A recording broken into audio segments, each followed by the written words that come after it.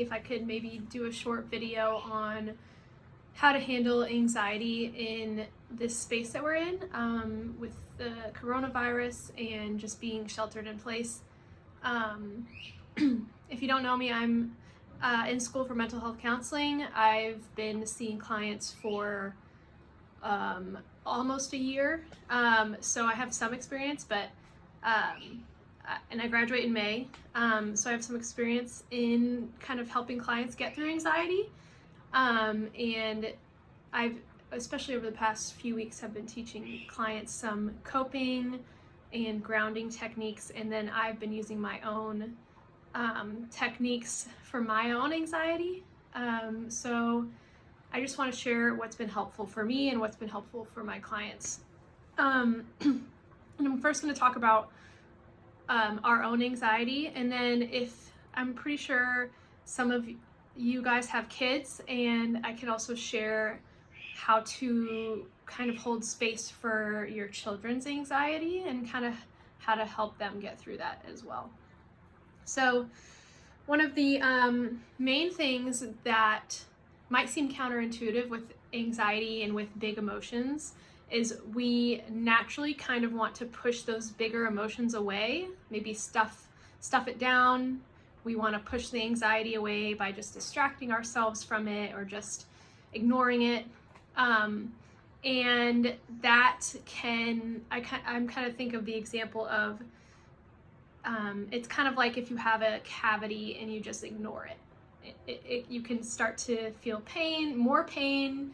You'll have to get a bigger procedure like a root canal. It just shows up in even bigger ways down the road. So that's kind of like our emotions. So if we kind of just push them aside and push them down or ignore them, they're going to show up in an even bigger, stronger, maybe even more overwhelming way. So one of the first things to do is to just start to recognize our own emotions that we're feeling.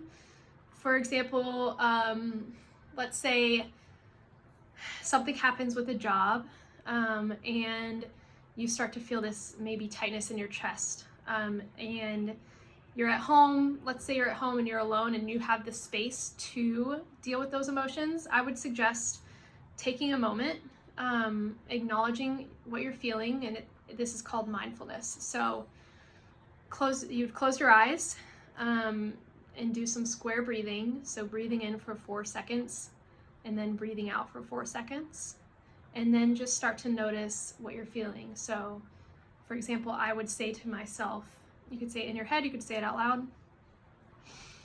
Start the breathing and, okay, I'm feeling some tightness in my chest. I think that is anxiety that I'm feeling.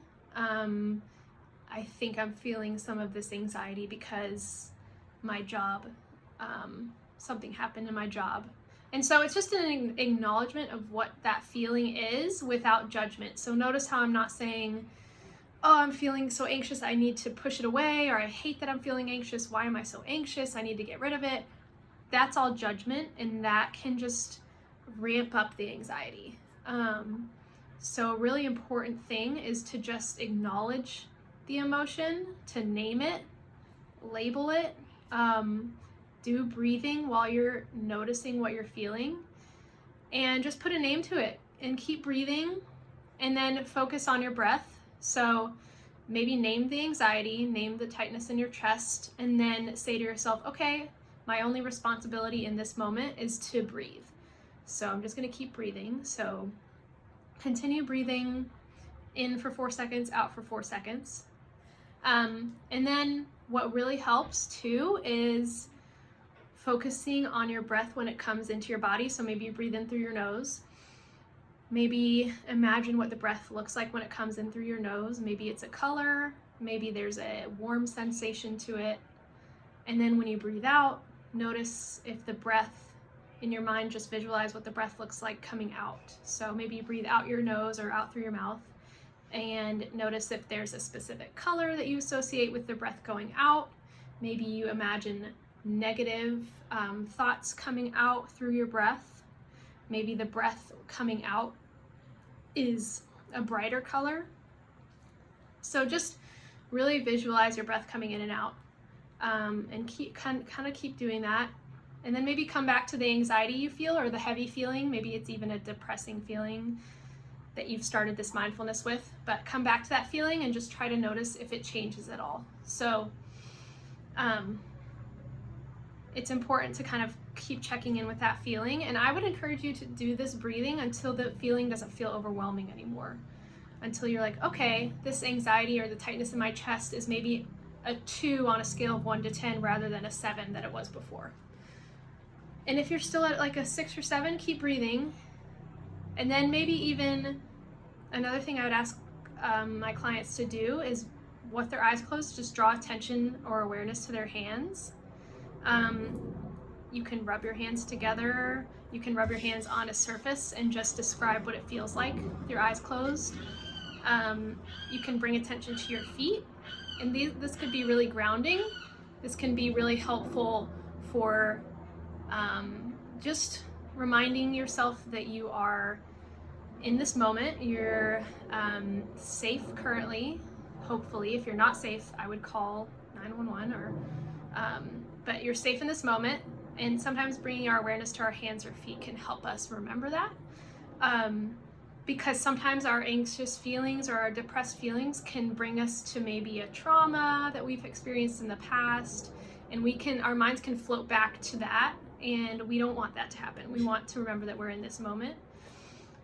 And then another thing that helps with my clients as well, and I'm kind of just you can try all of these, you can try one of these, just whatever works for you.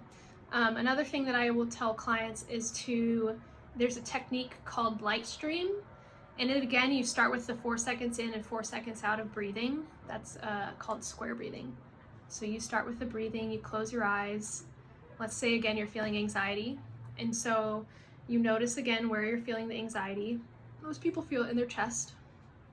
And while you're closing your eyes, you visualize what that anxiety might look like if it was a part of you. So for example, maybe I would say, okay, this anxiety, if I'm imagining it as its own thing, looks like this red ball that has this light kind of glowing around it, and it's just kind of shifting a little bit, and that's what it looks like. So you just visualize that.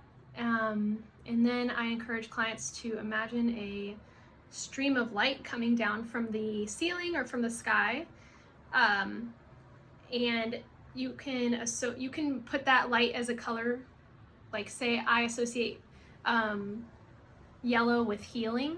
So I would imagine a stream of yellow light coming down through the ceiling, down through my head, and then covering that anxiety. So enveloping that red anxious ball that's in my chest. So you're continuing to close your eyes and imagine that light envelop and cover and surround that anxiety. And then you can continue, and then I would want clients to notice, okay, when that light covers that anxiety that you're feeling, that ball in your chest, what does it feel like when that light kind of surrounds it? Does it have a warmth? Is there a new feeling to it? Does the red ball even maybe change colors when the light comes and surrounds it? And it's just kind of doing this visualization to help almost externalize this anxiety so it's not overwhelming you and it's not overtaking your whole system. And that really helps some clients. And but the main thing is that I want my clients, and then I want my friends and family to know, is that we tend to want to push away these hard feelings and push them down. And again, another analogy is like if you're trying to push a float down underwater, it's just gonna kind of come back even at a fuller force. So, and it sounds counterintuitive, but focusing our attention, our non-judgmental attention on what we're feeling and just kind of naming it, labeling it, and being aware of the sensations that the feelings create in our body, that can in itself help regulate that emotion and pass it through us. So a thing that I would say, if you have kids, stay on this video. If you don't, this is probably not for you. But with kids, it's a similar thing. As parents, our intuition is to, if our kid is anxious about something and maybe it seems irrational to us, we want to just explain all the reasons why they shouldn't be afraid. Oh, don't be afraid of this virus, it only kills the old people. Or don't be afraid of this because it's all going to be okay because A, B, and C, and D. That's our instinct. We want to fix it. We want to tell them why they shouldn't be afraid. But again, that is kind of pushing it, maybe even dismissing our kids' emotions. Even though that's our natural instinct, is to want to fix it and help. So counterintuitively again, so our kid comes to us with a fear or an anxiety or with sadness for some reason. I would encourage parents to create a space that is safe for that child to feel their emotions. So you're the one kind of helping them regulate. So you provide the safe space. If they're comfortable with you being close to them, I would encourage getting close to them, maybe putting an arm around them. If they're inconsolable, maybe having a tantrum, just be as close as you can to them. And then just reflect what they're feeling. So maybe your kid is really anxious and isn't even able to tell you what they're feeling. You would just say to your child, okay, hey Sally, you look like you're nervous. And just reflect that feeling that you're seeing. Maybe your child comes to you and says, Mom, I'm really scared because blah, blah, blah. And then you would just reflect that back and say, okay, yeah, I can see you're really scared because of blah, blah, blah. I just want you to know I'm here for you. But mainly just reflecting that emotion helps the child feel seen and heard, rather than trying to fix it and say, oh, don't be scared, Sally. This is why you shouldn't be scared. It's all good. It's all fine. That can sometimes make our kids maybe feel a little dismissed or a little, sometimes it can even bring up more anxiety. So the main thing here is just to hold a space where you're kind of mirroring the child's own emotions to themselves while providing comfort. So reflecting, yes, you seem sad. That's really hard. Sadness can feel really heavy. I just want you to know I'm here for you in your sadness, and you can express it in any way you see fit that is safe for you and safe for others. Hopefully that makes sense. And again, it takes a lot of practice for that, and maybe all of you parents already know all that. Maybe this is just a refresher on all of that, but the main thing I would want you to hear in this is sometimes our kids' anxieties or fears can trigger our own anxieties and fears. Like, oh, I don't want my kid to feel anxious because I don't want them to do this or this, and now I'm a little scared and anxious that they're feeling anxious. So when your kid comes to you with some heavy feelings, just be aware that it could trigger something in you that wants to just fix it. So I would just take a moment, even maybe breathe yourself, do some breathing, and then say, okay, yes, you're feeling anxious. That must be so hard. I'm here. And so sometimes that's all you need to say, and you don't even, if they don't want to share with you what's going on, that's okay, as long as they feel heard and understood in their emotions. So that's pretty much all I have. And if you have any questions, you guys can email me, and I'll give Jeremy my email so that you guys can have that.